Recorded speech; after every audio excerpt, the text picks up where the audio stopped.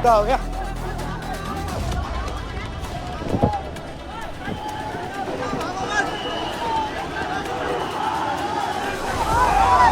सागर, सागर, सागर।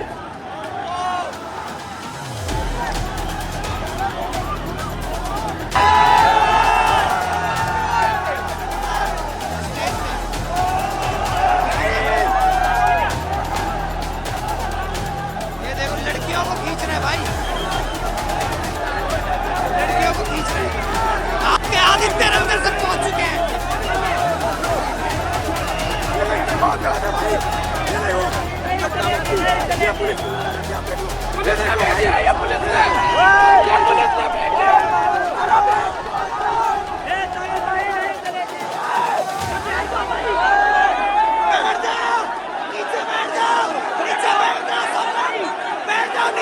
नमस्कार, मैं हूँ दिशा। दिल्ली की सड़कों पर पिछले दिनों जिस आंदोलन ने देश भर के छात्रों को झकझोर दिया वो था एसएससी छात्रों का विरोध प्रदर्शन। कागज पर ये लड़ाई बच्चों के भविष्य और नौकरी की मांग की थी, लेकिन जमीनी सच्चाई सामने आई तो तस्वीर बहुत कड़वी निकली। सवाल साफ है, क्या एसएससी छात्रों की आवाज को नेताओं ने सिर्फ राजनीतिक पब्लिसिटी का मंच बना दिया? दिल्ली के दिल में चल रहे छात्र आंदोलन की असलियत अब सामने आने लगी है। कागज पर ये आंदोलन बच्चों की आवाज के लिए था, लेकिन जमीनी हकीकत ये है कि इसे बच्चों की लड़ाई से ज्यादा कुछ नेताओं की पब्लिसिटी स्टंट में बदल दिया गया है। और सबसे बड़ा सवाल ये है कि क्या बच्चों को सिर्फ मोहरा बनाया गया? दिल्ली में कई दिनों से एसएससी प्रोटेस्ट को लेकर बच्चे अपने एकेडमिक मुद्दों और अधिकारों को लेकर प्रदर्शन कर रहे हैं। दिल्ली के रामलीला मैदान में एसएससी अभ्यर्थियों ने कथित गड़बड़ियों के खिलाफ प्रदर्शन किया और परमिशन की समय सीमा खत्म होते ही पुलिस ने कार्रवाई की। बताया जा रहा है कि 44 लोगों को हिरासत में लिया गया, साथ ही लाठीचार्ज भी कराया गया और राजनीतिक बयानबाजी तेज हो रही है। पुलिस कहती है कि समय सीमा के बाद हटाया,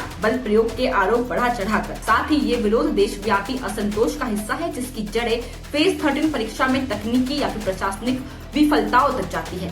सबसे पहले आपको बता दें कि हुआ क्या। तो रविवार की सुबह करीब 10 बजे से दिल्ली के रामलीला मैदान में देश भर से 3 से 4 हजार एसएससी अभ्यर्थी जमा होने लगे। ये सभी एक ही मांग को लेकर आए थे कि एसएससी परीक्षा में गड़बड़ी को रोका जा सके। स्टूडेंट्स का आरोप था कि परीक्षा केंद्र दूर दराज इलाकों में रखे गए। कई स्टूडेंट्स को अपने घर से 400 से 500 किलोमीटर तक दूर परीक्षा देने जाना पड़ा। तकनीकी गड़बड़ियों ने परीक्षा प्रक्रिया को प्रभावित किया। साथ ही बताया जा रहा है कि परीक्षा केंद्रों की व्यवस्था बेहद ही खराब थी। इन सारी शिकायतों के खिलाफ छात्रों ने धरना शुरू किया। बकायदा पंडाल लगाया गया, बैनर लगाए गए। ये पूरा मामला रविवार को हुआ सुबह 10 बजे से लेकर शाम 5 बजे तक। रामलीला मैदान प्रदर्शन का गवाह बना। ये वही जगह है जहाँ देश की कई ऐतिहासिक सभाएं और आंदोलन हुए हैं, लेकिन शाम 5 बजे का वक्त इस प्रदर्शन के लिए टर्निंग पॉइंट साबित हुआ, क्योंकि दिल्ली पुलिस ने स्पष्ट किया था कि परमिशन सिर्फ 5 बजे तक है। 5 बजे के बाद प्रदर्शनकारियों को हटाना था। लेकिन जब सैकड़ों छात्र वहीं डटे रहे, तभी पुलिस की एंट्री हुई और विवाद खड़ा हुआ। इस विरोध प्रदर्शन में देश भर के अलग अलग राज्य, जिले और गांव से आए अभ्यर्थी मौजूद थे। आंकड़े बताते हैं कि करीब 3 से 4 हजार छात्र शामिल हुए। दूसरी तरफ थी दिल्ली पुलिस वर्दी में भी और सिविल ड्रेस में भी।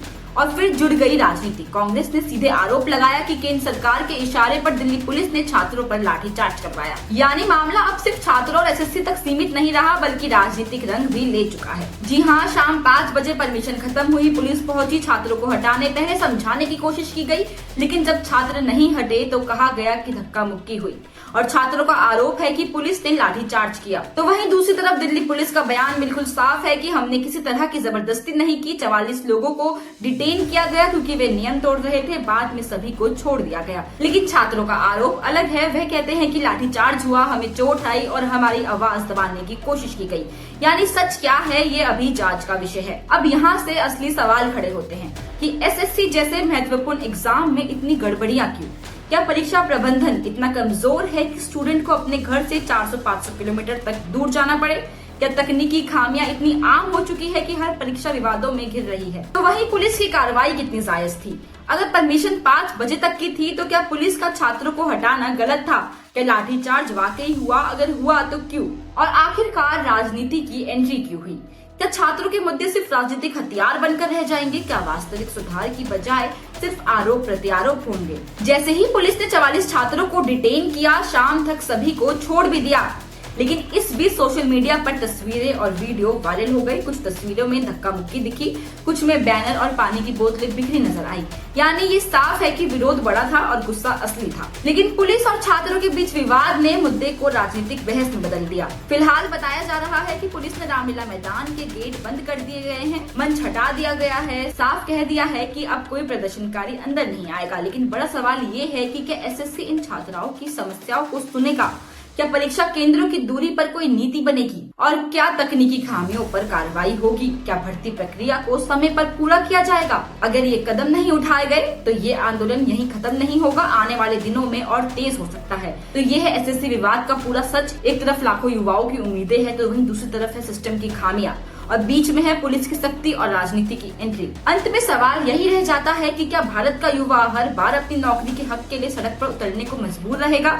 एसएससी की परीक्षा पर भरोसा कैसे किया जाए जब हर बार किसी न किसी वजह से विवाद खड़े हो जाते हैं? और क्या सरकार वाकई इस मुद्दे को गंभीरता से लेगी या फिर ये भी सिर्फ एक और आंदोलन बनकर रह जाएगा?